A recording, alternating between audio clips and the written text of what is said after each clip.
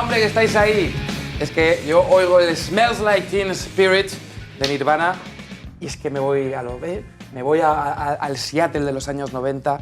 Y bueno, todo esto viene, Maui, porque hoy es un día, en general, son fechas muy importantes para los aficionados del grunge, del rock y sobre todo en Nirvana, porque se cumplen 24 años, se cumple el día 24 de septiembre del lanzamiento de Nevermind. Sí. Segundo disco del grupo Nirvana, estadounidense. Y el más importante, ¿no? Al final. Hombre, por lo menos el que más discos ha vendido, ¿no? O sea, el que más copias ha vendido a lo largo de la historia. Y este tema, de hecho, puede ser una de las canciones de la banda sonora de nuestra vida, sin duda. Un himno de los inicios de ese grunge, un estilo musical que marcó una generación entera.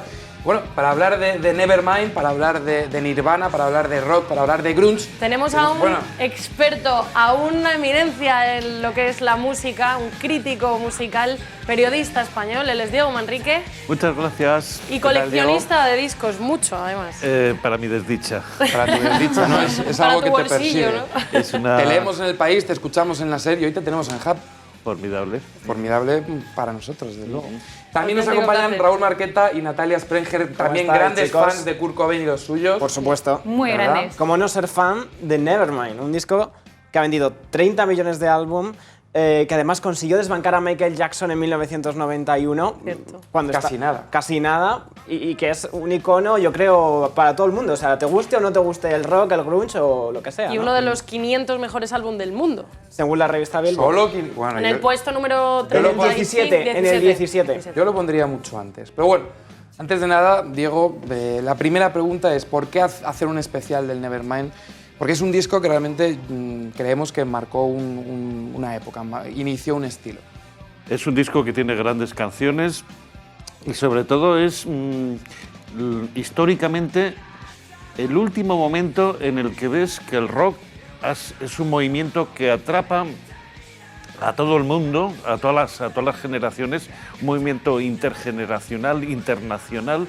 Y ese fenómeno, eso de que de repente tienes ese grupo que te cambia los esquemas, que le tienes que seguir, que empiezas a investigar, eso no se ha vuelto a dar desde Nirvana. Todo lo demás que ha habido son fenómenos mucho más chiquititos. O sea, en cierta forma es el canto del cisne del rock como expresión generacional y rebelde. Y además un estilo que se supone que el grunge suena minoritario y que de repente, como decía Raúl, se convierta en un fenómeno de masas y venda tantas copias, desbanca a Michael Jackson, pues ya desde luego te hace ver lo que supuso, ¿no? Incluso iba en contra del propio grunge, ¿no? Porque según he estado leyendo, con Sub Pop, que era la compañía con la que estaban en el primer álbum, querían ir a hacer como sonidos más melódicos, ir un poco, bajar ese ritmo, mezclarlo con los ritmos más fuertes. ¿Es así? Hombre,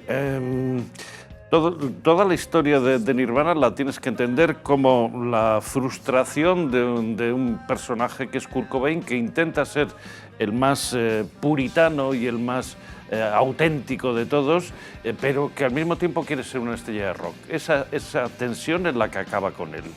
Ambición y perfeccionismo también caracterizan a este personaje, a Kurt Cobain, que es lo que le ha hecho llegar a hacer grandes cosas como esta.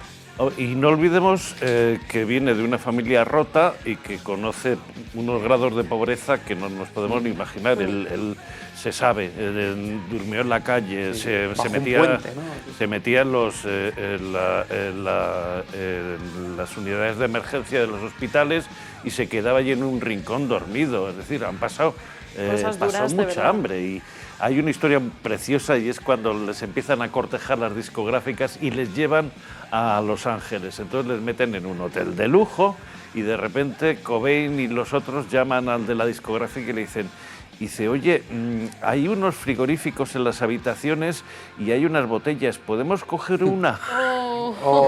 Es decir, claro, no habían estado nunca en un hotel que tuviera un minibar. Fíjate. De hecho, a Kurt Cobain se le vino muy grande todo esto. Le vino muy grande porque él era una personalidad torturada. Siempre se ha hablado de que él tenía grandes complejos, grandes inseguridades, venía de esa familia desestructurada. Eso lo plasmó en sus canciones con un estilo muy desgarrador, pero luego, claro, le llevó a convertirse en leyenda absoluta del rock tras su muerte, que luego hablaremos de ella. Y precisamente lo que estáis comentando es muy interesante porque nos sirve para contextualizar cómo nació el álbum. Nació entre un cambio de discográfica a una multinacional como era, ¿cómo se llama? Geffen. Greek Record, eso es. ¿Cómo surge este segundo álbum? ¿Cómo surgen esas primeras canciones? 8 ya habían sido grabadas anteriormente y las fueron recuperando. ¿Cómo son los orígenes de Nevermind? Pues como todo lo que rodea a Nirvana, tortuoso. O sea, por un lado el querer hacer algo que fuera fiel a sus orígenes punkis, una cosa muy dura, y por otro lado Cobain tenía un arte genial para la melodía, entonces le salían canciones pop aunque no quisiera.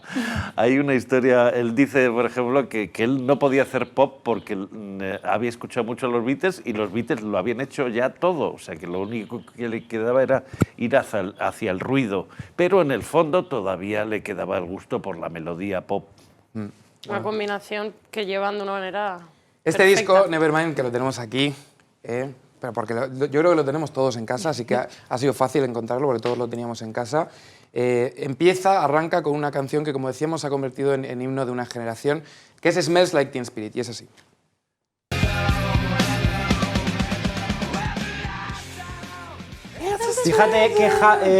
Fíjate, Javi, qué éxito, que me equivoco. Javi, qué éxito, que la discográfica no apostaba tanto y este Smell Like Teen Spirit lo vendió solo. Los discos se agotaron en días y eso que comenzaron con 50.000 copias y nada, se agotaron. Por cierto, ¿Cuántas? 250.000 copias. Ah, vale.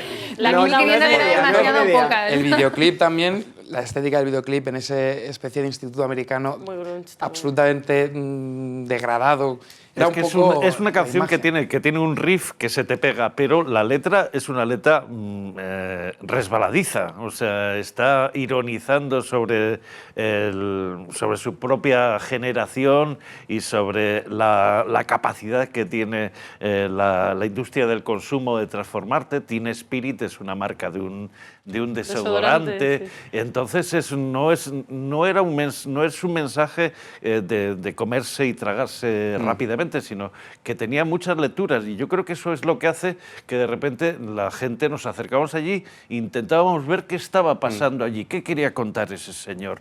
Y ese fenómeno ocurrió en todo el mundo, y eso es lo que le hizo grande, esa urgencia por decir, ¿quién es este loco, no? Y que fue además voz de mucha gente que en esa época de los 80-90, en una América de expansión y tal, con gente con muchos problemas, porque en Seattle además, que era una zona... Seattle, para el que no lo sepa, es una zona... Las drogas también. Las drogas. Seattle es una zona bastante triste para vivir. Es una De hecho, ciudad. lo que hablabas de la estética es gracioso porque no cuidan mucho eso. Y de hecho ellos tampoco se sienten muy cómodos, todos los grupos de esa generación, y que tocan este estilo de música en esa posición de superestrella. Entonces llueve es curioso mucho en que haya Seattle. triunfado tanto algo tan... Y que haya hecho tan mítica esta canción como la portada de su disco, esta porque es lo que portada. queríamos comentar. Todos la conocemos. Versión no censurada aquí, Versión no censurada la que tenemos Ahora en vamos el con Hub. Diego que hay sitios en los que censuraron la portada, que como veis sale un bebé, aquí la veis, Completamente desnudo, desnudo. Total. y en Estados Unidos no. Sí, ahí censurado. Cobain dijo que si ponían si lo querían censurar, que pusieran una pegatina que dijera: el que le ofenda esto es un futuro pedófilo. Pues sí, porque realmente, exacto. Qué curiosidad, porque fue de lo que algunos los criticaron. Vamos a ver cómo surgió y cómo se originó esta portada. Recuerdo una noche que estábamos en el apartamento, Kurt, yo y creo que también Chris. Había un programa en la tele sobre los partos en el agua. Encontré la imagen de archivo de un bebé buceando, la recorté y se la llevé a la banda. Les gustó mucho. El fotógrafo Kirk Weddle organizó la sesión en una escuela de natación. Fue una semana antes y apuntó a padres que quisieran llevar a sus hijos. Mi madre y este hombre, el fotógrafo, eran buenos amigos. Fue él quien me hizo la foto de la portada. Así que sí, yo soy el bebé de Nirvana. Cuando salió a la venta llegaron las impresiones de las radios. Decían que la portada era pedófila y asquerosa. Sin embargo, ahora es muy interesante mirar atrás y pensar en algo que no pensamos entonces, que ese álbum fue tan grande e influyente.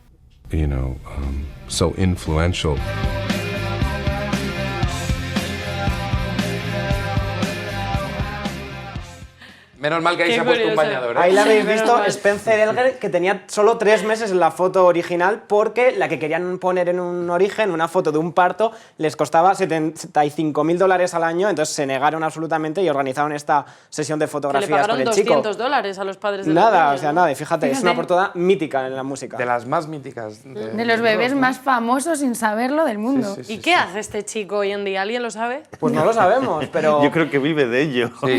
Aparece en piscinas, se tira. Va Hombre, a fiestas de cumpleaños si y se sigue- mete en piscinas. Si sigue teniendo derechos de imagen por esta foto, vive de ellos seguro. No creo. No, temo que no. Estaría bien Si le por él. pagaron $200, no creo que haya habido ahí. Oye, chicos, hablábamos de Nevermind como un fenómeno de masas y también fue el inicio de un estilo, el grunge, que además otros lo denominan el sonido Seattle, el Seattle Sound, porque de un sitio tan, que decíamos, un poco triste y lluvioso y tal, salieron grupos que, a raíz, ¿no?, del éxito de Nirvana, salieron grupos como Pearl Jam, Soundgarden, Alice in Chains, Mad Honey, The Melvins. Tiene y crearon sentido un- porque los que hayan visto la versión americana de la serie esta que se llama The Killing, que ocurre en Seattle, es un sitio horripilante. Deprimente. Entonces, pues, no, pues realmente te invita a encerrarte en un sitio a tocar, ¿no? Sí. Encima es una ciudad próspera, tiene mucho dinero y tiene, pues eso, es una ciudad, esa es una zona particularmente izquierdista. En donde las nociones de libertad de expresión son muy claras y yo creo que eso facilitó el que de repente hubiera esa concentración de grupos. Había sellos, había estudiantes, que era el público ideal, había locales y tal, y de repente todo eso adquiere una masa crítica y explota, ¿no? Explosiona. Claro, y con Nevermind ya la gente mira a Seattle y empiezan a salir grupos pues, como Pearl Jam, que digamos que es el segundo grupo más importante del grunge, ¿no? Bueno, ya sabes que tenían una actitud, estaban enfrentadísimos, sobre todo por parte de Nirvana y sobre todo por parte de Cobain, que era muy snob en el sentido de decir, bueno, estos están en Epic, que es Sony, estos están vendidos, dice, bueno, tú terminarás en Universal, o sea que tampoco grites mucho. Arrieritos somos, ¿no? Claro que sí. Bueno, pues chicos, Pearl Jam, que es otro de los precursores del grunge y otro de los que definieron este Seattle Sound, lo hicieron gracias a canciones como Alive.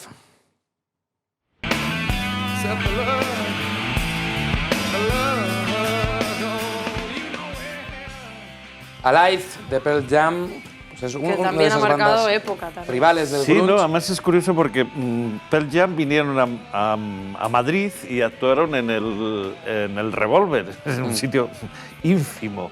Y sin embargo, ya cuando Nirvana ya llegaron, ya eran en los pabellones y tal. O sea que nosotros, en cierta forma, pensábamos que Pearl Jam eran más auténticos y eso porque nos habíamos perdido la parte underground de Nirvana. Claro, es verdad, porque Nirvana ya... Qué envidia, ¿no?, haber ido a un concierto de Nirvana en Madrid. 2. ¿Fuiste?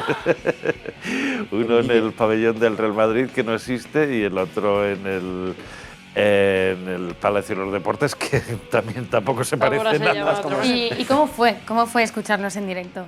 Pues no fueron grandes conciertos porque ya estaba el veneno, ya estaba dentro del grupo. Ya había problemas y eso, pero había un entusiasmo general y él se quejaba de que él contaba una historia que no sé si es cierta y es que él en un momento se escapa y se mete entre el público y le ofrecen heroína.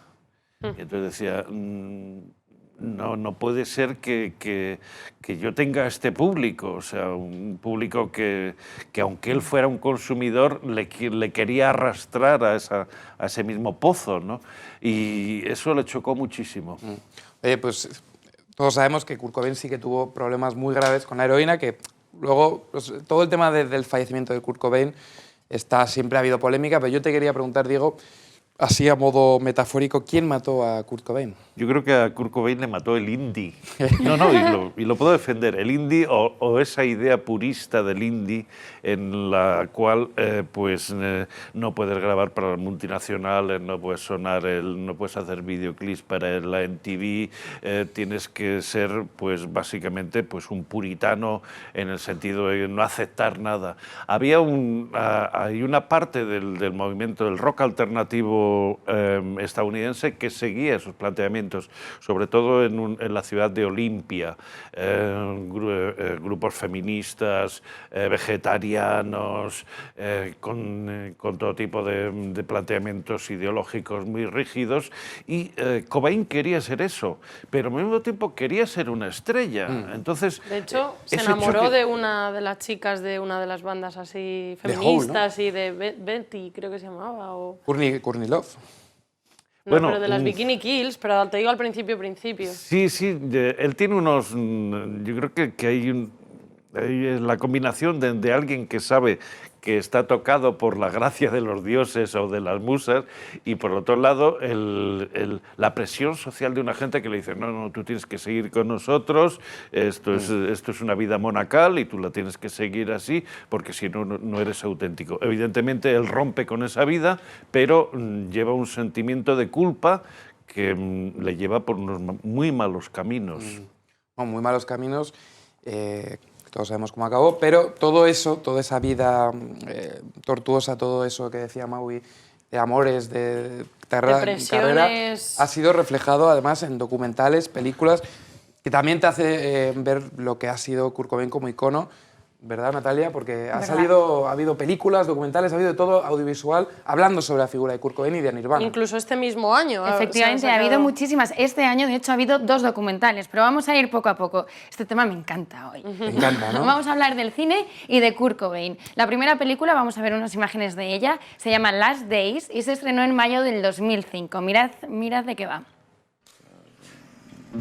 Esta película es de Gus Van Sant y la interpreta Michael Pitt, y en realidad es una película ficticia. Habla de un personaje llamado Blake, que todo el mundo entiende que es Kurt Cobain, y narra lo que serían los últimos días de Kurt Cobain en la vida, cómo se va aislando, cómo la soledad le va comiendo, cómo se aleja de todos sus amigos, cómo los monstruos se apoderan de él, y finalmente acaba con su muerte y cuando le descubren muerto en una cabaña.